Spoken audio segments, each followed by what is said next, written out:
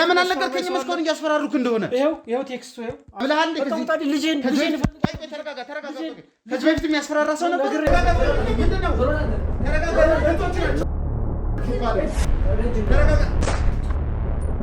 የድርጅቱ ማናጀር ከሆንክ ስለሱ አንተ ምን ይመለከታል? የድርጅቱ ማናጀር ከሆንክ ደግሞ እያንዳንዱን ነገር ልትናገር ግዴታ ነው። የትኛው ብር የት ይግባ፣ የትኛው ሳንቲም የት ይውደቅ የምታውቀው ነገር አለ። የተለያዩ ስብሰባዎችን ስትመራ እንደነበረ ታውቃለህ። አልታስመስል። እሺ በኝ። እሺ ወንድማችሁ አይደል እንዴ? እሺ አንዴ ተቀመጡና እዛ ድርጅት ላይ ረጅም ዓመት ሰርተሃል። ስራህ ምንድን ነው? ስራውን የማስተባበር ስራ ነው የኔ ስራ። ተሳስተሃል። ማስተባበር እንዳልሆነ አውቃለሁ። አንደኛው አርፏል እኮ ካወቃችሁ በጣም በሚገርም ሁኔታ ደግሞ ከቤተሰቦች ጋር ሆነን አንዳንድ ኢንፎርሜሽን እየሰበሰብኩኝ ነበረ። በጣም በሚገርም ደረጃ ከሟች ጋር በጣም የቅርብ ግንኙነት እንዳለ ሰምቻለሁ። ባለቤትና እህቶችህ ጋር ኢቭን እስከ መደባደብ ቤት ውስጥ ግቢ ውስጥ እንደዚህ አይነት ነገሮች ለተደጋጋሚ ጊዜ ተነስቷል ተብያለሁና እንደው እስኪ ምንድን ነበር ያንተ እህትና እነሱን ሊያጋጭ የሚችል? ልጆቹ መጥተው ገንዘብ ከድርጅቱ የማውጣት ምን የማድረግ ፕሮባቢሊቲዎች ነበሩ እንደ ስፔሻሊ ታላቅየው ወንድ ልጅየው? እንግዲህ ያልከው ነገር ግራ የሚያጋባ ነገር ነው። የድርጅቱ ገንዘባውን የት ሊገባ ቻለ? ምንድን ነው አለ እሱ መልስ? ድርጅቱ እንደዚህ ባንዴ እሳቸው እንደሞቱ ሊከስር የቻለው ድምጥማጡ ሊጠፋ የቻለው ምክንያት ምንድን ነው? ካረፉ በኋላ ልክ እንዳረፉ ነገሮችን ተቀብለህ ማኔጅ ማድረግ የጀመርከው አንተ ነህ። የሚፈረሙ ዶክመንቶችን ሊሆን ይችላል፣ ምን ሊሆኑ ይችላል። እያንዳንዱ ነገር አንተ ነህ ማኔጅ ስታደርግ የነበረው። በሰዓቱ ምንድን ነው የተፈጠረው? የድርጅቱ አካውንት አለ፣ የድርጅቱ ቢዝነስ አለ። እንዴት ነው ያ ሁሉ ነገር ዋና ሊሆን የሚችለው? ለየብቻ ስለሆነ ውርስ የተሰጠው እነሱ እንዲሰሙ ወይ እንዲሆኑ የማይፈልግ ነገር ካለ ለየብቻ ለምን ሆነ? እሷና እኔ ለምን አንድ ላይ ሆነ? አንብል ነው አብረን መደባደብ ጀመሩ ነው የሚባለው። ይሄ እንዳይፈጠር ነበር በቃ እኔ እየፈራ የነበረው። አልቀረልኝም፣ ያው ደረሰ። እሱ እያለ ነው የሚባለው ገባ። አሁን እነሱ መቆጣጠር ያለብኝ ታላቅ እንደመሆኔ ገና 5 ቀን የሆነው ሬሳው እንኳን በትክክሉ ሳይበሰብስ በርስት ተጣሉ። ታውቋል። በፊት አባትህ የሆነ ሰዓት ላይ ትልቅ ኪሳራ ደርሶበት እንደነበር፣ ትልቅ ኪሳራ በደረሰበት ሰዓት ላይም ለአንተ ከፍተኛ የሚባል ገንዘብ አበድሮህ እንደነበረ ቢዝነስን በምትከፍትበት ሰዓት ላይ እና በሰዓቱ ኪሳራ ላይ በገባበት ሰዓት ላይ ያንን ገንዘብ አምጣ ብሎ በሚጠይቅበት ሰዓት ላይ አንተ ፈቃደኛ እንዳልሆንክ ላይ መረጋጋት የለም። ሰውዬ ችግር የለውም በቃ አሁን እንሰማለን። አልተረዳህንም። ለዛ ነው ወንድም ያለንበት ስሜት ነው ሁኔታ እኛ ነን የምናውቀው። መረጋጋት የሚባል ነገር የለም። የኑዛዜውን ወረቀት ለማየት ሞክሬ ነበረ። በጣም ግራ የሚያጋቡ ነገሮችን ያየሁት። እንዴት ላድርግ? አላገባ፣ ከዛ በኋላ አልወለደ። እንደነገርኩ 3 ነን አይደለም፣ ለ3 ለ10 የሚበቃ ንብረት ነው ያለን። እንዴት ነበር እስቲ እንደው ልታገቢ እንደሆነ ስትነግሪው ስለ ሰርጉ የነበረው ነገር እስቲ አባትሽ ምን አይነት ሪያክሽን ነበር የነበረው በሰዓቱ? ከሱ ማናጀር ጋር አንዳንድ ጥያቄዎችን አድርጌ ነበርና እንዳየሁት ከሆነ አባታችሁ በጣም ሚሊዮነር የሚባል አይነት ሰው ነው። በጣም ትልቅ ሀብቶችን የሚያንቀሳቀስ ማንች ቆይች ሚስት ከለቅሶ እንኳን አንድ ቀን መጥቶ ወደ ቤቱ ሄደ። ሰውዬ አይተና ችግር አለባት። በቃ ከእህቶቹ ጋር አትዋደድም። በጣም ችግር አለባት። ሚስት አለችው። በቃ ሲያስለቅሰን ምናምን ነበርና ስሜት ግን በቃ እንደው ይቅርታ ጠይቆ አባዬ ይቅርታ አድርግልኝ፣ ምንድን ነው የተፈጠረው፣ ምን እናደርግልህ ብሎ እንደው ግን እስቲ ለመጨረሻ ጊዜ አወራችሁት መቼ ነው? ስለ እንደዚህ ነገር ቤት ብዬ ላስረዳ ይሆነ አግብተህ ከቤትህ መውጣት የሆነ እስክትፈራ ድረስ እንደ አባቴ አርጎ የሚያኖረኝ ቤተሰብ ይኖረኛል ወይ ነው ወጥቼ ነገ እንደ አባቴ አይነት ቤተሰብ ይኖረኛል ወይ የምትለው አይነት አባት ነው። እንደው እስቲ ቢሆን አጋጣሚ ያንቺ ባለቤትና አባትሽ እንደው ቢሆን በስራም ሊሆን ይችላል፣ በቢዝነስም ሊሆን ይችላል፣ ቢሆን አጋጣሚ እንደው ተገናኝተው እንደው ተቀያይመው ተኮራርፈው እንደው እኛ ሁለታችን ግን ወንድሜና እኔ ግን ብዙ የምናስተውሰው ነገር አለ። አንተ ውሻ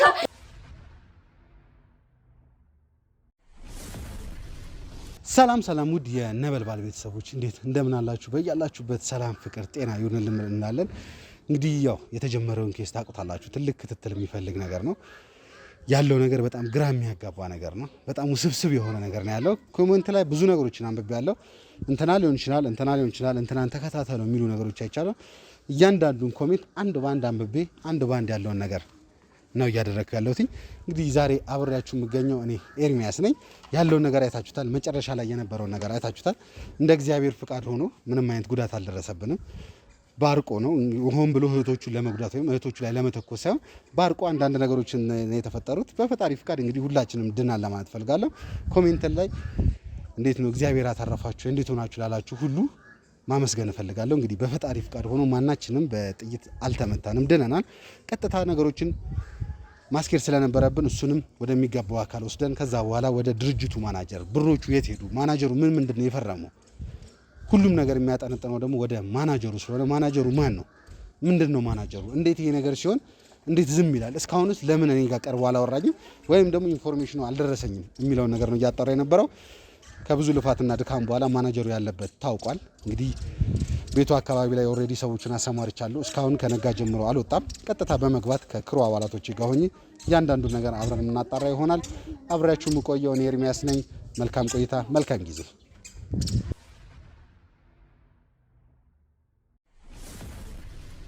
ተሾመ እባክህን፣ ጉዳዩ በጣም አሳሳቢ የሆነ ጉዳይ ነው። ቢያንስ የሆነ ያህል ደቂቃ ሰጥተህ ልናወራ ይገባል። ምንም የምናወራ ነገር የለም። ስለምን ጉዳይ ለምን ነው? አልተረዳኸኝም። ምን ልረዳ? በዚህ ጉዳይ ወንድምና እህቶች እየተጋደሉ ነው ያሉት። እኔ ስለሱ ምን አገባኝ? ስለዛ ነገር እኔ የሚመለከተኝ ነገር አለ እንዴ?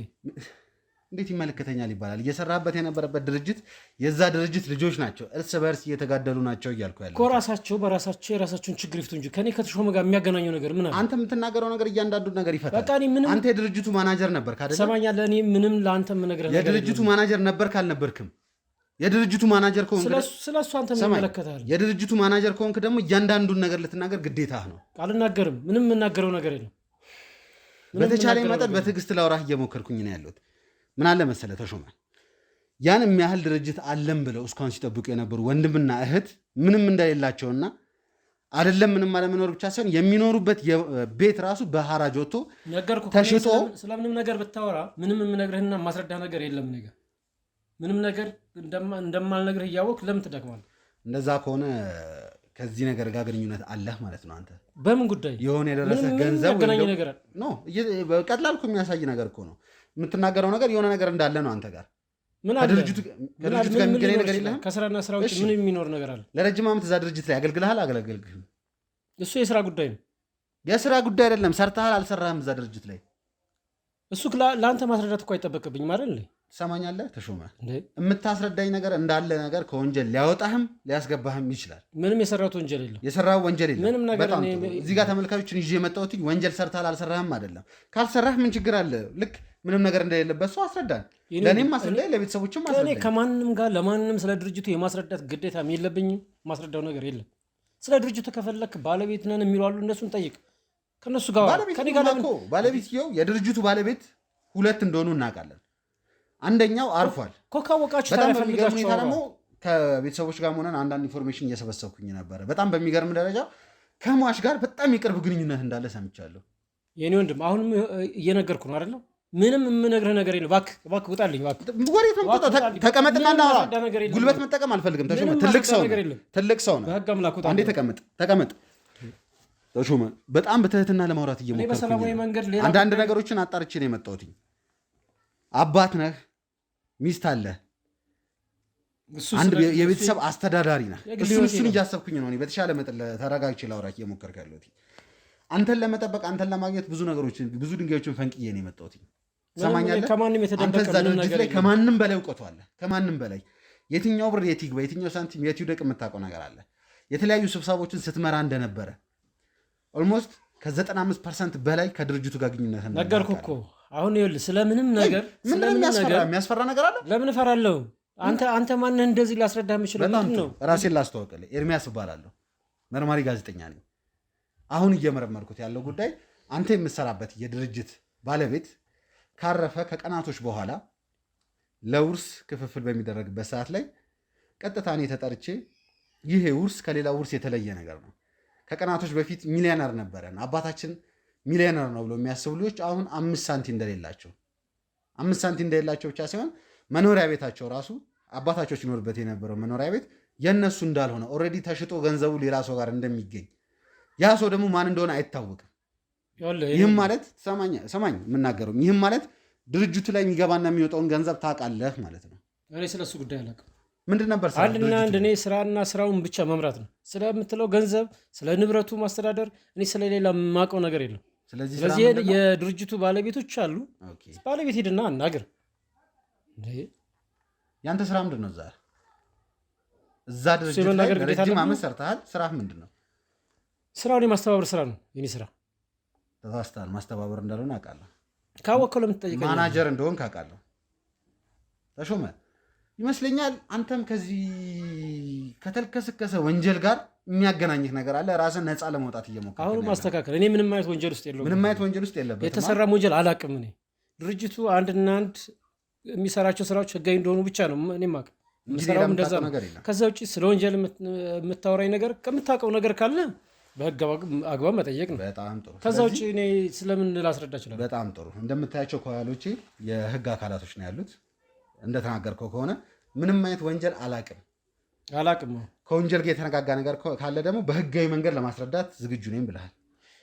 የማውቀው ነገር ካለ የማውቀውን ነገር አስረዳለሁ። አሁንም እየነገርኩ ያለሁት ስለ ድርጅት አንተ እየጠየቀኝ ያለው ስለ ድርጅቱ በጀት፣ ስለ ድርጅቱ ሁኔታ ነው። እሱን ደግሞ የሚያስረዳ አካል አለ። እሱን እንቶ ስለዚህ አሁን እንድናወራ የምፈልገው ነገር አንተ ከድርጅቱ ጋር ምን ያገናኛል፣ ምን ትሰራለህ የሚለው ነገር ነው። ምክንያቱም ወንድምና እህት በሚጣሉበት ሰዓት ላይ ማን ነው ድርጅቱን የሚመራው ሲባል አቶ ተሾመ ነው።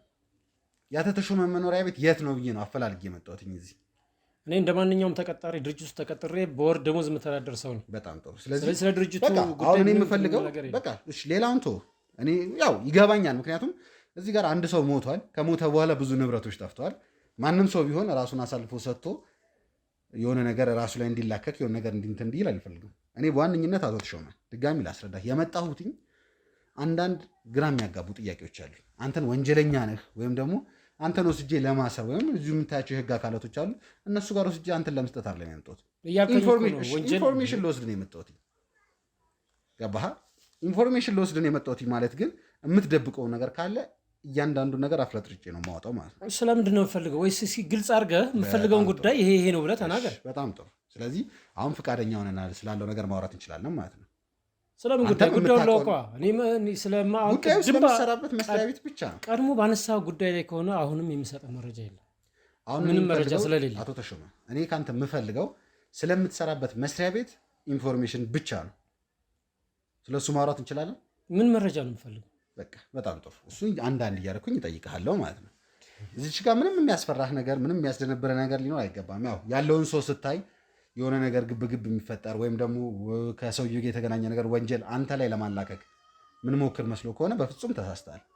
እኔ በዋነኛነት ስራዬም እንደሆነ ልንገር እና ምን ላድርግ? እኔ አገራማን ብዬ በተቀመጥኩ ቤቴ ይህ ሁሉ ሰው እንደገና በዛ ላይ ደግሞ የአንተ አቀራረብና ንግግር እኮ ሌላ ነገር ነው የሚያስመስለው። በጣም ጥሩ። ያው ለተፈጠረው ነገር በጣም ይቅርታ መጠየቅ እፈልጋለሁ። ትንሽ ስሜታዊ የሆንኩበት ምክንያት ያው የነበረውን ነገርም አንተም አላየኸውም። ወንድምየው እሱ ብዙ የሚወሩ ነገሮች አሉ። ብቻ ቤተሰቡ በጣም ተረብሾ አንድ ሰላማዊ የነበረ ቤተሰብ እንደዛ ውጥንቅጡ ወጥቶ መኖሪያና በተለይ የመጨረሻዋን ልጅ ለማውራት ሞክሬ ነበርና የት ነው የምኖረው? አባቴ ስንት ንብረት አለኝ ያልኩት አባቴ እኮ ምንም ነገር ባዶዬን አስቀረኝ፣ ጎዳና ተዳዳሪ ልሆን ነው የሚል አይነት ነገር ተናግራ ትንሽ ስሜታዊ ሆኜ አንዳንድ ነገሮችን ከተናገርኩ በጣም ይቅርታ። ረጋ ብለን ያለውን ነገር ለማውራት እንሞክራለን። ቤተሰቦች እንግዲህ ትንሽ ስሜታዊ ከሆንኩኝ በጣም ይቅርታ ማለት እፈልጋለሁ። ያው የተፈጠረውን ነገር አይታችኋል። ትላንትና በጣም ከባድ ነገር ተፈጥሮ ኢቭን መሳሪያ እስከ መማዘዝ ድረስ አጋጣሚ ሆኖ ደግሞ እንግዲህ ያው ፈጣሪ ረድቶን ያው ወንድምም ፈልጎበት ወይም ደግሞ አስቦበት አልነበረም። መሳሪያውን በሚያወጣበት ሰዓት ላይ ባርቆ ኦልሞስት ሁለቴ ነው እንደዛ እስከ መተኮስ ነገር ነበር። ግን ፈጣሪ ሲያድነን ማንም አልተጎዳም፣ እህቶቹም አልተጎዱም። እሱም ወዲያውኑ መሳሪያ መተኮሱን ሲያውቅ መሳሪያውን ከእጁ ላይ ነው የጣለው። ያው ይመስለኛል ዜናውን ሲሰማ ራሱን መቆጣጠር አቅቶት ስሜቱን መቆጣጠር አቅቶት በጣም ሪያክት አድርጎ ነበረ። በዛ ላይ ብቻ የቻልኩትን ራሴን መስዋዕት እስከማድረግ አድርጌ እህቶቹ ላይ ጉዳይ እንዳደርስ በማደርግበት ሰዓት ላይ ያው ትንሽ እንትንም ስለነበረ ይመስለኛል ግብግብ ምናምን ስለነበረ ባርቆ የተለያዩ ነገሮች ተፈጥረው ነበር። ግን ያው ፈጣሪ ከኛ ጋር ነው። ምንም አይነት ጉዳት አልደረሰብንም። ምንም እንትን ያለው ነገር የለም። የተለያዩ ቤተሰቦች እንግዲህ ኮሜንት ላይ እየጻፋችሁ እንዴት ሆናችሁ፣ ምን ተፈጠረ፣ ምን ሆነ እያላችሁ ነበረ። በዚህ አጋጣሚ በጣም ማመስገን እፈልጋለሁ። እንግዲህ ያው ዛሬ የምገኘው አቶ ተሾመ ቤት ነው። ተሾመ ማን ነው? ምንድን ነው? ምን ልትሰራስ እዚህ ተገኘህ? የሚለውን ነገር እያንዳንዱን ነገር ከተሾመ ጋር ተቀምጠን የምናወራ ይሆናል። ምክንያቱም ተሾመ ማለት ለዚህ ጉዳይ አሁን ለተፈጠረው ጉዳይ ውርሱ የት ገባ፣ ድርጅቱ የት ገባ፣ ያ ሁሉ ነገር ምን በላው ምን ዋጠው የሚለውን ነገር እያንዳንዱ ነገር በተቻለ መጠን የሆነ የሚያውቃቸው ፍንጮች ይኖራሉ። የሆነ ነገር ያብራራልኛል ብዬ ስላሰብኩኝ ነው እዚህ የመጣሁት ማለት ነው። እንዲህ ቤተሰቦች ያው የተለያዩ ኮሜንቶቻችሁን ሳነብ ነበር። ብዙ የጠረጠራችሁት ነገር አለ። ከብዙ ነገር ጋር ይገናኛል ብላችሁ ያሰባችሁት ነገር አለ? እያንዳንዱን ኮሜንት አንብቤ ነው የመጣሁት። ያለውን ነገር እንግዲህ እስቲ ከአቶ ተሾመ ጋር ያለውን ነገር ለማውራት እሞክራለሁ ማለት ነው። በድጋሚ አቶ ተሾመ በጣም አመሰግናለሁ። ያው አንዳንድ አንተ ያላወቃቸውም ነገሮች ይኖራሉ። ያው አሁን ስለ መሳሪያ ስለ ምናምንም እያወራሁ ሰምተኸኛል።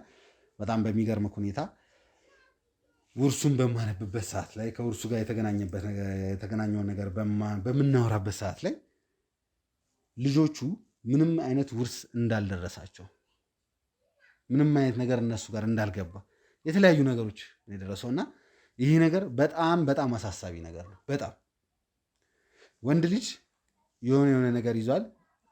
ሁለተኛውም ታላቅ የሆነ ነገር አለ። ግን አንዳንድ ሰዎች አየር ላይ የቀሩ ሰዎች አሉ። በጣም ግራ መጋባት ውስጥ ያሉ ሰዎች አሉ።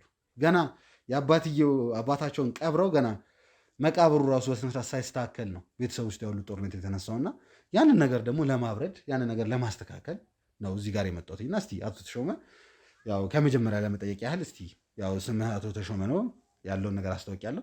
እስቲ ቆይ ለኢንፎርማል ነው ነገር ያው ለዶክመንትም እንዲመቸን እስቲ ስራ ምንድን ነው እዛ ድርጅት ላይ? እንግዲህ እዛ ድርጅት ውስጥ ያው ከሼር ሆልደሮቹ ቀጥሎ ስራ አስኪያጅ ነኝ። እዛ ድርጅት ውስጥ ያለ ስራዬ አጠቃላይ ስራዎችን ቁጥጥር ማድረግ፣ መምራት፣ ማስተዳደር ነው። በበላይነት የሚመራ ግን ሼሪንግ ካምፓኒ ነው። ስለዚህ በሼር ሆልደሮቹ በእነሱ አማካኝነት ነው ከላይ ዋና ስራዎች ኢኮኖሚ ካፒታሉ የሚንቀሳቀሰው በእነሱ አማካኝነት ነው። ከዛ ውጭ እኔ ስራውን ማሳለጥ፣ ከሰራተኞች ጋር ያለውን ነገር ኮንትሮል ማድረግ፣ የሚሰሩ ስራዎች ፕሮግራም ማውጣት፣ በእቅዳቸው መሰረት መሰራታቸውን ማረጋገጥ ነው። የኔ ስራ ይሄ ነው። ከዛን ክፍያ፣ ግዢ የሚያስፈልጋቸው ነገሮች ሲኖሩ ሰነድ ይቀርባል በፋይናንሶች በኩል ተረጋግጦ። ስለዚህ በፋይናንስ ግዢ በኩል የሚመጣውን ወጪ ክፍያዎችን ሰነዱን እያየን በፊርማ ማረጋገጥ ነው። በየስቴፓቸው ይላል ማለት ነው። በስቴፓቸው ሁሉም ክፍል አለ። ፋይናንስ ማናጀር አለ። እኔ ጥቅል ከኔ ስር ያሉ አሁን የሰው ኃይል አስተዳደር አለ። ከዛ ውጭ የኔ አጠቃላይ እነዚህን ኮንትሮል ማድረግ ብቻ። ስለዚህ ያው ያሉትን ነገሮች አሁን የጠቀስክልኝን ማኔጅ ታደርጋለህ ማለት ነው። አዎ ይሄ ነው የኔ ስራ። በጣም ጥሩ። እስቲ ቆይ ያው ለመታወቅ ያህል እስቲ አቶ ተሾመ ማን ነው? የት ተወልዶ አደገ? ስለ ቤተሰቡ እስቲ ስለ አንዳንድ ነገር ያው ያለውን ነገር ለማየት ሞክሬ ነበር። እስቲ ከአንተ አፍ ደግሞ እንስማ። እንግዲህ ለዚህ ፕሮግራም አስፈላጊ ነው ከድርጅቱ ጋር የሚያገናኘው ነገር አለ። ያለውን ነገር ያው ፐርሰናል ይህም ነገር ማነህ ምንድነህ የሚለውን ነገር ትንሽ ለኢንፎርሜሽን እንዲመቸኝ ያህል ነው። እኔ ተወልጄ ያደግኩት እዚሁ አዲስ አበባ ነው። አዲስ አበባ ተወልጄ ትምህርቴን እዚሁ ተከታተዬ ለከፍተኛ ትምህርት ጎንደር ዩኒቨርሲቲ ከጨረስኩ በኋላ ተመልሼም ስራም የጀመርኩት እዚሁ አዲስ አበባ ነው። በተለያዩ የመንግስት መዋቅሮችም በተለያየ ኃላፊነቶችም ሰርቻለሁ። ይሄ ድርጅት ማስታወቂያ ሲወጣ ያው ሰው ህይወቱን ለመኖር የተሻለ ነገር ይፈልጋል። እዚህ ደሞዙ ከማስታወቂያ ላይ የተለጠፈውም የተሻለ ስለነበረ እንደ ማንኛውም ሰራተኛ ተመዘገብኩ። ውድድሩን አንደኛ ሆኜ አለፍኩኝ።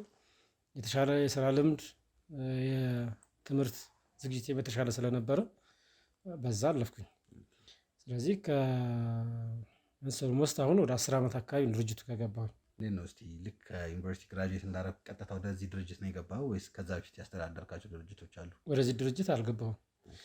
ቅድም ነገርኩ። መጀመሪያ ቅጥር በመንግስት መስሪያ ቤት ተቀጥሬያለሁ። ከዛን በኃላፊነት ሰርቻለሁ። የተለያዩ መለስተኛ ድርጅቶች ውስጥ ሰርቻለሁ። በኃላፊነት በምክትል ኃላፊነት እንደዚህ ሰርቻለሁ። ስለዚህ እኔ ደግሞ የተሻለ ጥሩ ክፍያ ያለው ሰርቼ ማግኘት ስለምፈልግ ይሄ ድርጅት ሲወጣ ተወዳድሬ ገባሁ። ከዛ በፊት ለ6 ዓመት የተለያዩ ቦታዎች ሰርቻለሁ። የተለያዩ ድርጅቶች ላይ ማለት ነው። እንዴት ነው ትዳርስ? እዚህ ድርጅት ላይ ከገባህ በኋላ ነው ያገባኸው ወይስ እዚህ ድርጅት ከመግባትህ በፊት ነበረ የነበረክ? እንግዲህ እኔ የተረጋጋና ቋሚ ገቢ እስከሚያገኝ ድረስ ስለ ትዳር አስቤ አላውቅም። ትዳር የመሰረትኩት ከዚህ ድርጅት ስራ ከጀመርኩ በኋላ ነው። የተሻለ ገቢም ስለሆነ ትዳር በመሰረትም ቤተሰብ ላስተዳደር እችላለሁ በሚል እዛ ድርጅት ውስጥ ከገባሁ ከዓመት በኋላ ትዳር መሰረትኩኝ። ፍቅረኛ በፊት ያስኳት ነበረች። እየተመካከርን የተሻለ ነገር እስኪመጣ ነበር የምንጠብቀው። ስለዚህ አሁን ላይ ለመተዳደሪያ ይበቃናል በሚል ከአመት በኋላ ከዚህ ድርጅት ከጀመርኩኝ ማለት ነው ትዳር መሰረት። ትዳር ላይ 1 አመት እንደቆየን አንድ ሴት ልጅ ወልደናል። አሁን ልጃችን 8 አመቷ ነው። በጥቅሉ የህይወቴ ይሄን ይመስላል። አሁንም እዛው እየሰራ ነው። ይሄ አሁን ችግር እሳቸው ድንገት ህይወት ከማለፍ በፊት የተረጋጋና ሰላማዊ የሆነን ስራ ነው ስንሰራ የነበረው። እንዴት ነው እስቲ እዚህ ድርጅት በምገባበት ሰዓት ላይ ብዙ ጊዜ የተለያዩ ድርጅቶች ላይ የሚያጋጥም ነገር አንድ ሰው እዛ ድርጅት ላይ ሜቢ በጸሐፊነት ሊሆን ይችላል ወይ የሆነ ዲፓርትመንት ኃላፊ ሊሆን ይችላል የሆነ ቦታ ላይ ይገባና ነገሮችን ስቴፕ ባይ ስቴፕ ትምህርቱንም እያሳደገ እዛ ጋር ያለውንም እውቀት እያሳደገ ከፍ እያለ በሚመጣበት ሰዓት ላይ ያው ሌቭሎችን እያሳደገ ወደ ማኔጅመንት ሌቭል ላይ ይደርሳል ማለት ነው። አንተ ጋር እንዴት ነበር የነበረው? ቀጥታ እንደገባህ የድርጅቱ ማናጀር ነው የሆንከው ወይስ ስትገባ የሆነ ዲፓርትመንት ኃላፊ ነበርክ? ከዛ ደግሞ የስራ እድገትህ የስራ ቅልጥፍና ታይቶ እንደዛ ነው ወይስ እንዴት ነበር? እስቲ የኔ ነገርኩ እዛ ስገባ የስራ ልምዴ ታይቶ የትምህርት ዝግጅቴ ታይቶ ነው።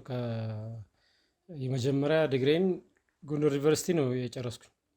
ከዛ እዚህ አዲስ አበባ ዩኒቨርሲቲ ሁለተኛ ዲግሪ ማስተርስ ጨርሻለሁ። 6 አመት የስራ ልምድ ስለነበረ የተሻለ ትምህርት ዝግጅት ስለነበረ በዛ ቀጥታ ቦታው ላይ ነው በውድድር የገባው። እንዴት ነበር እስቲ ከገባህበት ሰሞን ላይ ያው ቀጥታ ከሼር ሆልደሮቹ ጋር ወይም ደግሞ ከባለቤቶቹ ጋር ነው ግንኙነት ሊኖር የሚችለው እና እንዴት ነው እስቲ ሟችንን እንዴት ነበር የምታውቃቸው? ምን አይነት ጸባይ የነበራቸው ሰው ነበሩ? እንደው እስቲ በስራ ላይ እንግዲህ በቅርበት ከሼሪንጎቻቸው የአብላጫው የእሳቸው ነው ይመስለኛል። የአብላጫ እሳቸውም ስለሆነ በበላይነት ድርጅቱን በዋና ስራ አስኪያጅ የሚያሰራዱ እሳቸው ናቸው። ከእሳቸው ቀጥሎ እኔ ነኝ ያለሁት። አጠቃላይ ያለውን ኮንትሮል የማድረግ ስራ የኔ ስራ ነው የሚሆነው። ስለ ድርጅቱ መወያየት ሲገባን ሼሪንግ ካምፓኒዎቹ ሼር ሆልደሮቹ ይሰበሰባሉ። ማናጀሮች እኔ ነኝ ከነሱ ጋር የምንወያየው። ከዛም ካለፈ ደግሞ የዲፓርትመንት ኃላፊዎች የፋይናንስ እንደዚህ ሲያስፈልጉ ደግሞ እነሱም ባሉበት ስብሰባ ውይይት እናደርጋለን። ከዛ ባለፈ ስለ ባህሪያቸው መልካም ሰው ጥሩ ሰው ነበሩ። እኔ በገባሁ ኦልሞስት ከ5 አመት ምናምን በኋላ ባለቤታቸው አረፉ። እስከዛ ጊዜ ድረስ ሰላማዊ ሰው ናቸው። ሰውን በትህትና እንደ ኃላፊ ሳይሆን ዝቅ ብለው እንደ ባለሀብት ሳይሆን እንደ ማንኛውም አወያይተው ችግር ካለ ችግሩን በጋራ የሚፈቱ። ባለቤታቸው ከሞቱ በኋላ ግን በጣም ባህሪያቸው ተቀየረ። ዝም ብሎ ድንገት ተነስተው ሰራተኛ ይቆጣሉ ወይ ደግሞ ይሄ ሰራተኛ ከዚህ ድርጅት ይውጣ ብለው እንትን ያደርጋሉ እና በጣም የተቀያየረ ባህሪ እንትን አላቸው እና በየጊዜውም አልፎ አልፎ ያማቸዋል ይሄዳሉ። የተፈጠረው ማለት ባለቤታቸው ካረፉ በኋላ ላይ እንዴት ነው ስሜታቸው? ቁጡ ሆነ? ኃይለኛ ሆኑ? መጋጨት ጀመሩ ምናምን ነው ላይክ ያው ባለቤታቸውን የማጣታቸውን እንትን ነው የሚያሳዩት ነው? አዎ እኛ አሁን የተረዳሁት በዛ መልክ ነው። እንግዲህ ባለቤታቸው በማጣታቸው ምክንያት ነው እንደዚህ ሆኑት ባህሪያቸው የተቀየረው። ሁሉም ድርጅቱ ላይ ያለ ሰው ይህንን ነው የሚለው እና በጣም ኮምፕሌትሊ እንትናቸው ተቀየረ ባህሪያቸው። ከዛ ፊትም አንዳንዴ ትንሽ እንደዚሁ ቆይ እስኪ አድርጎኛል አረፍ ልበል ይላሉ። ግን ከባለቤታቸው ሞት በኋላ ግን በተደጋጋሚ የሆነ ጊዜ ያማቸዋል። ከዛ ሄዳሉ አርፈው እንትን ይመጣሉ። ያለ እሳቸው በሌሉ ሰዓት ድርጅቱን ስራዎቹን የመቆጣጠር ያው የኔ ኃላፊነት ነው። አንዳንድ ጉዳዮችን በስልክም ቤታቸውም ሄጄ ኮሚኒኬት አድርገን የሚፈታ ነገር ካለን እንወያያለን። ውስጥ ረጅም ዓመት ይሆናቸዋል ባለቤታቸው ካረፉና እንዴት ነው ያ ነገር? በዛው ጸባይ ነው የቀጠሉት? ምንም የተመለሰ ነገር የለም ነው? በዛው ነው በቃ። ከዛ ረጅም ጊዜ ስለሆነ ያው የሆነ ነገር ይኖራል ብዬ ነው። ከዛ በኋላ ብዙ በቃ ባህሪያቸው በቃ ጥሩ አይደለም። እንዴት ነው እስቲ ያው የካምፓኒው የሁለት ሰው ነው ብለኸኛል። አንደኛውስ ሌላኛው ሼር ሆልደር እንዴት ነበር ከእሳቸው ጋር የነበረው ግንኙነት? እንደው እስቲ አብረው ተቀምጠው ስብሰባ ሲመሩ ምናምን ነገር ያየኸው ነገር ቅርበታቸው እንዴት ነበር? ወይስ ከሆነ ሰዓት በኋላ የሆነ እርስ በርስ የመጣላት የመጋጨት ስብሰባ ላይ ያለ መስማማት ነገር ነበር? እንዴ እስቲ ከምታውቀው ሰዓት ጀምሮ ያለውን አስረዳኝ። ብዙ ጊዜ ሁለተኛው ሰው ያልኩ ውጭ ነው የሚኖሩ፣ ሀገር ውስጥ የለም። ሀገር ውስጥ ብዙ አይኖርም። አንዳንድ ጊዜ አልፎ አልፎ ይመጣል። ከተወሰነ ጊዜ በኋላ ግን ቶሎ መመላለስ አይነት ነገር ነበር እና እኛ የሚለነው ቆይ ስብሰባ ላይ ነው ብለው ቢሮ ይዘጋሉ። ሁለቱ ብቻቸውን በቃ አንተና ለዚህ የዳረከ ምናምን እንደዚህ አንዳንድ ጊዜ እንደዚህ ይጨቃጨቃሉ። ግን ጭቅጭቃቸው ምንጭ ድርጅቱ ይሁን ሌላ ይሁን እኛ የምናውቀው ነገር የለም። ከድርጅቱ ጋር በተያያዘ ነገር ሲኖር ብቻ እንገባለን፣ እንወያያለን፣ ያሉ የተሰሩ ስራዎችን እናቀርባለን። ምን ያስፈልጋል ምንድን ነው ያለው የሚለውን ነገር ከተወያየን በኋላ እኛ እንወጣለን። ሌላ ምንም ነገር የለም። በጣም ጥሩ። እንግዲህ ያው እንዳሉኝ ከሆነ ኦልሞስት ወደ 10 ዓመት እዚህ ድርጅት ላይ ሰርተዋል። ብዙ ነገሮችን ኤክስፒሪየንስ አድርገዋል እና ወንድምየውን ኢንተርቪው በማድረግበት ሰዓት ላይ እና ደግሞ አንዳንድ ነገሮችን ባጣራውበት ሰዓት ላይ አንድ የደረሰ ኢንፎርሜሽን ነበር እና ድርጅቱ የሆነ ሰዓት ላይ በጣም ከስሮ እንደነበር ኦልሞስት ወደ መዘጋት ፕሮባቢሊቲ ላይ ደርሶ እንደነበር እና ሟች ለልጃቸው ሄደው ከፍተኛ ብር አበድረውት ነበር እና ያንን ብር ስጠኝ ብለው ተካሰው ከልጃቸው ጋር ኦልሞስት ትልቅ የሆነ ጠብ ተነስቶ እንደነበርና 90% የሚሆነውን ብር መልሶላቸው ነበርና እንዴት ነው እስቲ በሰዓቱ ኪሳራ በደረሰበት ሰዓት ላይ ምንድን ነበር የተፈጠረው? እንግዲህ የዛ ሰዓት ልክ ነህ፣ ድርጅቱ ኪሳራ ውስጥ ገብቶ ነበር። ካለው ሰራተኛ ውስጥ የተወሰነውንም ቀንሰናል። ያለው ሰራተኛም በራሱ 4 ወር አካባቢ 5 ወር እንደዚህ ያለ ደሞዝ ነው የሰራው። ድርጅት ሲኖር እኛ የምንኖረው በሚል ይህንን ተናድርገን ቁጭ ብለን ተወያየን። አንደኛ የአሰራር ለውጥ እንዲኖር ተነጋገርን። ሁለተኛ የሚሰሩ ስራዎች የማስታወቂያ ሁኔታውን መሻሻል እንዳለበት ተግባባን። የሚሰሩ ስራዎች ከዚህ በፊት ከነበረው በጥራትም በመጠንም መጨመር እንዳለባቸው እንትን ካልን በኋላ ያው ፋይናንሻል ያለውን ነገር ሁለቱ እንዲሸፍኑ ነው የተነጋገርነው። ከየትም እንግዲህ ከባንክ ብድር ይሁን አሁን ያልከኝ ብድር ከየት እንደመጣ ምናምን እሱን ዲቴል እንትን የለኝም። ከዛ ውጭ እኛ ትኩረታችን ስራው ላይ ትኩረታችን ያለው ሰራተኛ ሁሉም ተበትኖ ድርጅቱ እንዳይዘጋ ነው። ለመዘጋት በቃ ከ5 ወር በኋላ ከዚህ በኋላ ከቆየን እኔ ሄዳለሁ እኔ እንደዚህ ላለው የሚል ሰራተኛ ስለነበረ በፍጥነት ከዛ ችግር ውስጥ መውጣት ስላለበት ተረባርበን የስራ ሰዓት ሳንጠብቅ ጠዋት ማታ ብለን ስራው እንዲቀየር ያደረግን። ከዛ በኋላ በፊት ከነበረው የትርፍ መጠን በላይ ከእጥፍ በላይ ድርጅቱ ውጤታማ ሆነ። ጥሩ ደረጃ ላይ ደረሰ። ሌሎች ብራንቾችንም ለመክፈት ቻለ። ሰራተኞችም የነበሩ በዛ ጊዜ የነበሩ የተሻለ ደሞዝ ማሻሻያም ተደርጎላቸው ትጋት እንዲኖራቸው ተደረገ። ተጨማሪ ሰራተኛም ተቀጥሮ አሁን ያለበት ደረጃ ላይ የደረሰው ማለት ነው። በጣም ጥሩ። እንግዲህ ቤተሰቦች እንደሰማነው ከሆነ ድርጅቱ ኦልሞስት ወደ መክሰር ደርሶ ነበር። ከዛም ተነስቶ ያንን ሁሉ ነገር አሻሽሎ እንደውም በእጥፍ ትርፋማ እስከመሆን ድረስ ደርሰናል ብሏል። እንግዲህ እንደሚያሳየው ከሆነ እስከ ቅርብ ጊዜ ለማለት ይቻላል ድርጅቱ በጣም ጤነኛ የሆነ ድርጅት እንደሆነ፣ ምንም አይነት ችግር እንደሌለበት፣ ትርፋማ እንደሆነ እና በጣም ሰክሰስፉል የሆነ ድርጅት እንደሆነ ነው ማናጀሩ እየተናገረ ያለው እና ዛሬ እዚህ በዋነኝነት የመጣንበት ምክንያት ደግሞ ያ ሁሉ ነገር የት ሄደ፣ የት ገባ፣ የት ጠፋ የሚለው ነገር ነው። የሰውየው ባንክ አካውንት እንዴት ዜሮ ሊሆን ቻለ? ያ ሁሉ ነገር እንዴት ወና ሊሆን ቻለ? እያወራን ያለ ነው 100፣ 200፣ 300 ሺህ አይደለም፣ ኢን ሚሊየንስ ነው እያወራን ያለ ነው። በሚሊየን የሚቆጠሩ ሀብቶችና ንብረቶች የት ገቡ የሚለውን ነው እያወራን ያለ ነው ማለት ነው። እንዲህ ያው በዋነኝነት የመጣሁበት ጉዳይም ይሄ ነውና ስለዚህ አንዳንድ ጥያቄዎች ልጠይቅ፣ ለነዛ መልስ ትሰጠኛለህ። እንደው እስቲ በማናጀርነት እየሰራ በነበረበት ሰዓት ላይ እንደሰማሁትኝ ከሆነ ሟች ረጅም ጊዜ ማለት ይቻላል ያው አንዳንዴ ቢያማቸውም ቢሮ ግን እንደማይቀሩ ነበር የሰማሁትኝ እና እንደው እስቲ ለየት ያለ እሳቸው ቢሮ የሚመላለስ ሰው ወይ ደግሞ የሚያስፈራራቸው ሰው ይሁን እንደው ስልክ ሲያወሩ ተረብሸው ተጨንቀው እንደዚህ አይነት የምትሰማበት አጋጣሚ ነበር? እኔ በልዩነት እንደዚህ ትኩረት ሰጥቼ አላየሁትም። ያው ለስራ ጉዳይ የሚገቡ ሰዎች አሉ። ከዛ ባለፈ ግን ቅድም ነግሬሃለሁ እና ባህሪያቸው በጣም ስለተቀየረ አንዳንድ ጊዜም ስልክ ሲያወሩ ተናደው ምናምን እንትን ያደርጋሉ። አይ በቃ ጸባያቸው ተቀየረ በሚል ነው እንጂ እሳቸው ጋር ያለው ምን ያስጨንቃቸው እንደዚህ ለመቃርቦም ለማናገር ፊታቸው በቃ በጣም ያስፈራ ነበርና እንደዚህ አላልነጋገርናቸው እና ያን ያክል እንደዚህ ወጣ ያለ ነገርም ይሄ ነው የሚባል ነገር ስለሌለ የሚያጠራጥር ነገር ስለሌለ እኛ ትኩረታችን ዞሮ ዞሮ ወደ ስራው ነው። እዚህ ያደረሰን ያለንም የምንተዳደርበት ስራችን ነው። ስለዚህ ድርጅቱን እሳቸው እንደዚህ ቢሆኑም እኛ ድርጅቱ ትርፋማ መሆን አለበት የሚል እስከ ሰራተኛው ጋር እየተነጋገርን የምንሰራው። እንዴ ከመሞታቸው በፊት እንደው እስቲ የመታመም ምልክት እንደው በጣም እንደዚህ አሁን አሟሟታቸው በጣም ግራ የሚያጋባ ነገር ነውና በጣም ነገሮች በጣም ተፋጥነው ነው የተካሄዱትና እንደው በጣም የመታመም ወይ አሟቸው ዶክተር ጥሩልኝ ወይ እንደዚህ አይነት ነገር አጋጥሞ ያውቃል?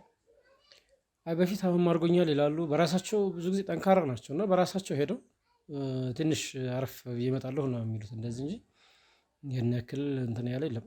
ቅርብ ጊዜ ግን እንደዚህ አመመኝም ማለት ትተዋል። የሆነ ሰዓት ላይ ከቢሮ አይጠፉም፣ ያው ይናደዳሉ፣ ይበሳጫሉ።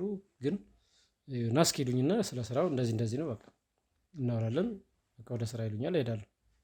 አሁን ላይ ግን መታመማቸውንም አልሰማንም። እንደ ከዚህ በፊት እንኳን አሟቸዋል የሚል ነገር አልሰማንም። ድንገት አረፉ ተባለ እና ሰራተኛው ሁሉ የተደናገጠ እስከ ዛሬ እንደዛ በጥና ሲያማቸው አሁን ህመማቸውን ደብቀው ነው በቃ እንደዛም ያን ያክል አላመማቸውም። የመሞታቸውን የሰማነው አሁን ላይ። ኦኬ በጣም ጥሩ። እሺ ያው ነገሮችን እንግዲህ እስቲ በተሻለ መጠን ለእንትን ለማለት እየሞከርን ነው። በዋነኛነት ግን አንድ በጣም ግራ ያጋባኝ ነገር አለና ካረፉ በኋላ ልክ እንዳረፉ ነገሮችን ተቀብለህ ማኔጅ ማድረግ የጀመርከው አንተ ነህ። የሚፈረሙ ዶክመንቶችን ሊሆን ይችላል፣ ምን ሊሆኑ ይችላል። እያንዳንዱ ነገር አንተ ነህ ማኔጅ ስታደርግ የነበረው። በሰዓቱ ምንድን ነው የተፈጠረው? የድርጅቱ አካውንት አለ፣ የድርጅቱ ቢዝነስ አለ። እንዴት ነው ያ ሁሉ ነገር ዋና ሊሆን የሚችለው? አሁን እያልከኝ ያለው አንተ ከጥቂት ቀናቶች በፊት ስለነበረው ነገር ነው። አሁን ላይ ግን ድርጅቱ አሁን ተያይዘን እናንተ ድርጅቱ ከቀጥታ ብንሄድ ድርጅቱ እየሰራ አይደለም፣ ቆሟል። ኦልሞስት ኮምፕሊትሊ ለማለት ይችላል ድርጅቱ ጥንቅጦ ወጥቷል። ምንድን ነው ይዘው የሆነበት ምክንያት? እንግዲህ ቀደም ብዬ ነግሬያለሁ። የኔ ስራ ኃላፊነት የተለያዩ ሰነዶችን አይቶ መፈረም ነው። እነዛ አረጋግጠን ለድርጅቱ ጠቃሚ ናቸው ወይ የሚለውን አይቼ ነው መፈረም። ከዛ ባለፈ ቼክ የመፈረም የሼር ሆልደሮቹ ነው። ሰነዱ ይቀርባል። እኔ ማረጋገጤን ካዩ በኋላ ለሚያስፈልገው ነገር ቼክ ፈርመው ወጪ እንዲሆን የሚያደርጉት ሼር ሆልደሮቹ ናቸው። ከድርጅቱ የሚወጡ እቃዎችም አንተ ስትፈረም ነው የሚወጡት አይደለ? እቃ በዛ ልክ ለሽያጭ ከፍተኛ እቃዎች ሲሆኑ አንተ ጋር ነው ግዴታ ፊርማ ልትፈርም የምትችለው። ፊርማ እንደዛ ነው የምፈርመው። ከዛ ባለፈ እንግዲህ ያልከው ነገር ግራ የሚያጋባ ነገር ነው። የድርጅቱ ገንዘባውን የት ሊገባ ቻለ? ምንድን ነው አለ እሱ መልስ? ድርጅቱን እንደዚህ በአንዴ እሳቸው እንደሞቱ ሊከስር የቻለው ድምጥማጡ ሊጠፋ የቻለው ምክንያት ምንድን ነው? እንግዲህ እሱ ለእኔም ጥያቄ ነው የሆነብኝ። ሼር ሆልደር ያልኩህ አሁን እሳቸው ህይወት ካለፈ በኋላ አሉ፣ መጥተዋል፣ በቅርብ አሉ። ስለዚህ እኔ ሰነዶቹን ነው እንትን ማደርግ። ፋይናንስ ኃላፊው ቼክ ጽፎ የሚያስፈርመው እነሱን ነው። ስለዚህ እስኪ ቆይ ምን አለ ምንድን ነው ያለው ነገር የሚለውን ነገር ቼክ ለማድረግ የድርጅቱ አካውንት እስኪ ቼክ እናድርግ ተብሎ ሲታይ የለም፣ ባዶ ነው። እንዴት ይሄ ሆነ? በምን ምክንያት ይሄ ሁሉ እንዴት ወጣ? አሁን የፈረምኩባቸው ሰነዶች አሉ። ሰነዶቹና የወጣው ገንዘብ ደግሞ አይገናኙም ማለት አይገናኙም። ስለዚህ በምን አግባብ ወጣ ሲባል እንግዲህ ከባለቤቶቹ በላይ አንተ አታውቅም ምናምን የሚልም ሰው አለ። ማን እንደዛ የሚልክ? እሱ ለአንተ አሁን አያስፈልግም። እሱ እያንዳንዱ ነገር ያስፈልገኛል። ስለዚህ በዛ መሰረት ይህን የሚልክ የፋይናንስ ማናጀሩ ነው። እንግዲህ ፋይናንስ ኃላፊው ያ ነው፣ እንደዛ ነው እያለ ያለው። ሂሳቦችን የሚያንቀሳቅሰው ምን የሚለው ፋይናንስ ማናጀሩ ነው። ሂሳብ የሚያንቀሳቅሰው እንግዲህ በእነሱ ቼክ መፈረም አማካኝነት የሂሳብ ኃላፊው ነው። አንተ ታዛለህ። አንተ ካዘዝክ በኋላ ቀጥታ ወደ ፋይናንስ ማናጀሩ ነው የሚለው። ሰነዶችን የማረጋገጥ ምርቶችን የሚወጡ ንብረቶችን ማረጋገጥ ነው። ክፍያና የተለያዩ ወጪዎች ሲያስፈልግ ቼክ ጽፎ ለሼር ሆልደሮቹ ናቸው የሚፈርሙ። ከዛ በኋላ ሂሳቡን የሚሰራው ደግሞ ፋይናንስ ማናጀሩ ነው። ሌላ የሂሳብ አሁን ሰሞኑን ሂሳብ የውስጥ ኦዲተር አለ። እሱ ቼክ በሚያደርግ ሰዓት ነው ይሄ ነገር የተረጋገጠው። ስለዚህ እሱ ነው መጥቶ ያለውን ነገር ታውቃለህ፣ ይሄን ታውቃለህ፣ ይሄ ጉድለት አለ፣ ይሄ እንደዚህ አለ። እነዚህ ነገሮች የተለያዩ ጊዜ አሁን በቅርብ ጊዜ በተከታታይ ቀኖች እንትን የተደረጉ አሉ። ስለዚህ እነዚህ ያለ ሰነድ ወጪ የተደረጉ እነዚህ ሰነዶች ይግቡ፣ ከሂሳብ አሰራር አንጻር ትክክል አይደለም የሚል ነገር ሲያመጣ ክሮስ ቼክ ለማድረግ ሊሄድ ነው። ስለዚህ እናንተ ከባለቤቶቹ በላይ አታውቁም ሲል እስኪ ያለው ነገር ይረጋጋ። ያው እሳቸውም ገና ከሞቱ ቅርብ ጊዜ ነው። ጭራሽ ደግሞ እኛ ተጣልተን ደግሞ ድርጅቱ ሌላ እንትን ውስጥ መግባት የለበትም በሚል በተረጋጋ ነገሮችን ለማየት ነው እየሞከርኩ ያለው። እንደዚህ ያላችሁ ሰውዬ ወይም ደግሞ አካል እዛ ድርጅት ላይ ምን ያህል ጊዜ ሰርቷል? እንግዲህ ስራ ከጀመረ ብዙም ቆይቷል አይባልም። 4 ዓመት ከምናምን ኦልሞስት ወደ ገና 5 ዓመት ራሱ በደንብ አልሞላው። ግን የቆይታው ጉዳይ ሳይሆን እንቅስቃሴው በጣም በጣም በቃ ከሼል ሆልደሮቹም በላይ ነው የሆነ ነገሮችን ኮንትሮል ለማድረግ አንዳንድ ጊዜ ወይስ ይሄን የኃላፊነት የማናጀር ቦታውን ይፈልገዋል ወይስ ምንድን ነው ለይስሙላ ነው እንትኑን ሰነድ ራሱ እኔ እንድፈርምለት ብቻ ስለሚፈልግ እንጂ ሁሉን ነገር ያለ ሰነድ መስራት ቢችል ደስ ይለዋል የምትለኝ ሰው ማለት ነው። አዎ። እና በቃ ሁሉን ነገር በቃ ኮንትሮል ማድረግ ነው የሚፈልገው።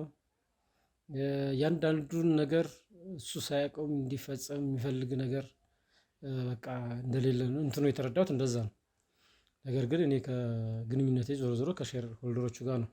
ልጆቹ መጥተው ገንዘብ ከድርጅቱ የማውጣት ምን የማድረግ ፕሮባቢሊቲዎች ነበሩ እንደ ስፔሻሊ ታላቅዬ ወንድ ልጅዬው ይህ ምናልባት እኔ እሳቸው ቼክ ፈርመውለት ካልሆነ በስተቀር በራሱ እንትን ሲያደርግ አላየሁም። እስካሁን ምንም አይነት ነገር ያደረገው የማውቀው ነገር የለም። በጣም ጥሩ። እንግዲህ ውድ ቤተሰቦቻችን እንደሰማችሁት እንዳያችሁት ነገሮቹ በጣም ግራ የሚያጋቡ ነገሮች ናቸው። በጣም እየተሰራበት ያለው ነገር በጣም ታቅደውና ታስቦበት እያንዳንዱ ነገር ፕሮግራም በፕሮግራም ሆኖ እንደሆነ ነው የሚያሳየው። በጣም ውስጥ ለውስጥ በጣም የተዘረጋ የተጭበረበረ ነገር ያለ ነገር ነው የሚያሳየው። እንዳልከኝ ከሆነ ይህ ሰውዬ ነው አንድ ሰውዬ ያለ ከኋላ ተነስቶ ያንተን የማኔጅመንትን ለመብሰድና ነገሮችን በራሱ መንገድ ለማስኬድ እየሞከረ ነው ያልከኝ አይደለ? ቤተሰቦች ያው ነገሩ ትንሽ በጣም ግራ የሚያጋባ እየሆነ ነው። እንግዲህ ከቀናቶች ወይም ደግሞ ከወራቶች በፊት በሚሊዮን የሚንቀሳቀስ የነበረ ድርጅት ሚሊዮን ሰዎችን የሚያንቀሳቀስ የነበሩ ቤተሰቦች የቤተሰቡ ልጆች አባታችን ይህን ያህል ሀብት አለው አባታችን ይህ ሁሉ ነገር አለው የሚሉት ልጆች አሁን ባዶቸውንና ወና እንደቀሩ ነው የሚያሳየው። ይህ ነገር ደግሞ በእርግጠኝነት ለመናገር ያህል የሆነ ኃላፊነት የሆነ ሰው የሆነ ነገር እያደረገ ነው ያለው። በጣም በሚገርም ሁኔታ ብዙ አይነት ጥርጣሬዎች ነበሩኝ። እንዳልከኝ ከሆነ ይሄ ወንድ ልጅ ታላቅየው ኢቭን አባትየው የተበደረውን ብር ሄዶ ሲያስመልስ ወይም ደግሞ የተበደረውን ነገር ከልጁ ሄዶ ሲቀበል ምንም አይነት ነገር ከድርጅቱ ጋር የሚገናኝ ነገር የለውም ያልከኝ አይደለ? እንደዛ የምንረዳው እንደዛ። አዎ ቤተሰቦች እንግዲህ ያው የተለያዩ ጥያቄዎች እየመጡ ነበረ። በወንድም በኩል በእህት በኩል የተለያዩ ነገሮች ይጣሩ የሚባሉ ነገሮችን ቼክ እያደረግን ነበር። በወንድምየው በኩል የተለያዩ ነገሮችን ቼክ በምናደርግበት ሰዓት ላይ ያው ቅድም መጀመሪያ ላይ መግለጽ ያልፈለግኩትኝ ለኢንፎርሜሽን መስጠት እንዳይሆን በሚል ነበረ። በወንድምየው በኩል አንዳንድ ነገሮችን ለማጣራት ሞክረን ነበር። ከዚህ በፊት እንዳየነው የተለያዩ ሬስቶራንት አንድ ካፌ እና ወደ 2-3 ሱቆች የሚሆኑ ሱቆች እንዳሉ የሚሉ ነገር ለማጣራት የሞከር ነው እና በጣም በሚገርም ሁኔታ አንደኛው ሱቅ ብቻ ነው በሱ ስም ያለው። 2 ሱቆችና ሬስቶራንቱ ያው ልጅየው በኔ ብሎ ይክፈት ወይም ደግሞ በሰዓቱ በኔ ብሎ ይናገር እንጂ በኔ እያለ ሲናገር የነበረው ምንድነው አባቴ ጋር ለረጅም ጊዜ አገልግያለሁ፣ አባቴ ጋር ለረጅም ጊዜ ሰርቻለሁ፣ ስለሰራው ስላገለገልኩኝ ዞሮ ዞሮ የኔ ንብረት ነው የሚሆነው ወይም ደግሞ አባትየው ካገኘው ትርፍ ላይ ልጅ የሰራበትን ተሰጥቶት ያንን ድርጅት ወይም ደግሞ ያንን ነገር እንዲያቋቁም ተደርጌ ነው ብሎ ነበር የሚያስበው። ግን በጣም በሚገርም ሁኔታ ልጅየው ምንም አይነት ንብረት ማለት ይቻላል ከአንድ ሱቅ በተለየ እንደሌለው ወደ ሚስትም ወደ ሁለተኛው እህት ለመሄድ ይችላል ነበረ። አንዳንድ ነገሮችን ለማጣራት ሞክረን ነበር። ግን እሷም ጋም እንደሆነ አንዳንድ ነገሮችን አይተናል። አንድ ሱቅ ነው ያለው። ያ ሱቅም እንደዛው በአባትየው ስም ነው። የሆነ ግር የሚሉ ነገሮች አሉ ኦፍኮርስ፣ ግን ምንም አይነት እንደዚህ ክልር የሆኑ ነገሮች አልደረሱንም። እያንዳንዱን ነገር ደግሞ እያጣራ እንገኛለን። ብዙ የተደበቁ ነገሮች አሉ። በእርግጠኝነት የሆነ ሰው የሆነ ነገር እየሰራ ነው ያለው። ከአባትየው ሞት ጀርባ ደግሞ ያለው ምንድን ነው? አባትየው ምንድን ነው የገደለው? እንደሰማነው ከሆነ አባትየው መታመሙን ሳናቅ ነው የሞተው። እንደዚህ ጫና ያለ በሽታ አልነበረበትም። እንደዚህ ይህን ያህል ሪስክ ሊያስወስድ የሚችል ነገር አልነበረበትም ብሎኛል እዚህ ጋር የምናገኘው ማናጀር። እንዲህ እስቲ በጣም ደስ የሚል ነገር ነው የነገርከኝ። በዋነኝነት እዚህ ጋር እንደሚያሳየው ከሆነ እናንተ ድርጅት ላይ አንድ ሰው አለ። ያ ሰው ደግሞ ራሱን እንደ ማናጀር ኦር ደግሞ ራሱን እንደ ቦርድ ኃላፊ አይቶ ነገሮችን እየሰራ ነው ያለው ብለኛል። እንደው እስቲ ያ ሰው ይህ የሚባለው ሰውዬ ከሟች ጋር የነበራቸው ግንኙነት እንዴት ነበር? ቢሮ ላይ ገብተው ሲያወሩ የምታየው ሪያክሽን እንዴት ነበር? እኔ ብዙ ጊዜ መጀመሪያ ያልተረጋገጠ ነገር ለምን ታመጣለህ? ውጣ ላይ ከዚህ ምናምን ሲሉ ነው የምሰማው። ዋሽ ነው እንደዚህ። ከዛ የልጅ እንደሚከርም አይዞም እንደ ምናምን ብዬ በውስጤ ዝም ብዬ እንትን እላለሁኝ። ደግሞ ግራ የሚያጋባ ነገር አለ። እንደዛም ሆኖ ደግሞ ከዚህ በፊት ትንሽ ስህተት ያለበት ሰራተኛ ካለ አይታ የማይስተካከል ከሆነ አሰናብት ነበር የሚሉት። ለአንተ ነው የሚሉክ? ሰራተኛ ችግር ያለበት ካለ ድንገት የሚስተካከል ከሆነ አናግርና ይስተካከል፣ ካልሆነ ደግሞ ወይ ስራውን በሌላ ሰው ይተካ ይላሉ። እዚህኛው ላይ ግን ምንም ሲሉ አልሰማሁ። ገብቶ የሚያናድዳቸው ወይ እንደዚህ ይሁን እንደዚህ የሚባል ነገር የለም። እኔ እንደውም የመሰለኝ በቃ እንደ ተቀጣሪ ሆኖ ገብቶ አጠቃላይ እንደዚሁ ሰራተኛ መስሎ እኛን የሚሰልልን የመሰለኝ የነበረው። እንደዛ በማለት እኛ ጥንቃቄያችን ስራው ላይ ነው። ስራው ላይ ክፍተት እንዳይፈጠር፣ ድርጅቱ እንዳይጎዳ ነው የኛ ስራ። ዞሮ በእኛ በኩል ጉድለት እንዳይመጣ ነው የኛ እንትን ይሄ ነበር። እንደ ውስጣዊት የቅርብ ዘመድ ቤተሰብ ምናምን የሚመስል ነገር ነበር አንዴ? እኔ በዛ ልክ እንትን ብዬ አላየሁ። እንግዲህ ቤተሰቦች የሰማነው ይህን ይመስላል። እዚህ ድርጅት ላይ ብዙ መጣራት ያለባቸው ነገሮች አሉ። እያንዳንዱ ነገር እየሄድን እናጣራለን። እኔ ብቻ አይደለሁኝም እዚህ፣ ሌላም የክሩ አባላት በየቦታው ሆነው ስለ ድርጅቱ መውጫና መግቢያ፣ ድርጅቱ ማን ነው የሚያስተዳድረው፣ ማን ነው እንደዚህ የሚለው ምንድን ነው ልጄ ነው ያለችው ነግሬሃለሁ እኮ ከምንም አይነት ጋዜጠኛ ጋር ምንም እንዳትገናኝ። ማን ያለ እንደዛ? ይሄው አንብበዋ። ይሄው ልጅን አትፈልጋትም። ልጅን ድጋሚ ከዚህ በኋላ ልታገኛታችሁ ከነሱ ጋር እናንተም የነሱ ሰዎች ናችሁ ማለት ነው ተብለሃል። ልጅን ተረጋጋ። ከዚህ በፊት የሚያስፈራራ ሰው ነበር። ነግሬሃለሁ እኮ እንዴ ከምንም አይነት ጋዜጠኛ ጋር እንዳትገናኝ። ማን ያለ ነግሬሃለሁ። ድርጅቱ ለምን አልነገርከኝም? እስካሁን እያስፈራሩክ እንደሆነ ይሄው ቴክስቱ ይሄው አንብበዋ። ይሄው እያስፈራሩህ እንደሆነ ለምን አልተናገርክም? ቆይ እሺ ተረጋጋና ተቀመጥ። ምንድን ነው የምትለው? ልጅ የት ነው ያለችው? ትምህርት ቤት ነው የላኳት እኮ። ይሄው እኮ አሁን የሚለው እኮ በእነሱ ስር እንደሆነች ነው እና እያስፈራሩ መሆኑን እስካሁን ለምን አልነገርከኝም? ቶሎ በሉ ሰዎቹን አስተካክለው ወደ ትምህርት ቤት እንዲሄዱ አድርግልኝ። ቶሎ በል። አሪፍ በል። እሺ ቆይ ተቀመጥ። ከመጀመሪያው ነው ቴክስት የተላከልህ? አሁን ነው የተላከው። ከዚህ በፊት ተልኮልህ ያውቃል? ከዚህ በፊት እኔ በመላክተኛ ነው እንደዚሁ ምንም አይነት ስለ ድርጅቱ አሁን እንዳታወራ የሚል ነገር በአካል መጥቶ ነው እንደዛ ያሉክ? ሌላ ሰው ነው የሚነግረኝ። አሁን እሺ እንቅስቃሴ እንዳታረግ በቄሷ እንልካለን። አንተ ተረጋግተህ ተቀመጥ። እሺ አንተ ተረጋግተህ ተቀመጥ። ያለው ነገር እኛ እናስተካክላለን። የገባችበት ገብቼ ልጄን አድንልሃለሁ። ተረጋጋና ተቀመጥ። ቤተሰቦች እንግዲህ ግዴታ ማቋረጥ ነው ያለብን። እንደሚለው ከሆነ ልጁ አደጋ እንደደረሰባትና እዚህ ማስረጃ ላይ እንደሚያሳየው ከሆነ ተደጋጋሚ ቴክስቶች አሉ። ለምን እንዳልነገረኝ አላውቅም። ነግሮኝ ቢሆን እስካሁን ብዙ ነገር ጥንቃቄ ማድረግ እንችል ነበር። ልጅህን ድጋሚ አታገኛትም የሚል ቴክስት ነው የደረሰው። ሰዎች ልክ ያለበት ኢንፎርሜሽን እየተጣራ ነው ያለው። እንግዲህ እስቲ ግዴታ መቀረጫውን ማቋረጥ ስላለብኝ ያለው ነገር በዛ በኩል የሚስተካከል ይሆናል። በዚህ በኩል ያለውን ደግሞ እኔ ማስተካከል ይሆናል። ተነስ አብረን እንውጣ። ተነስ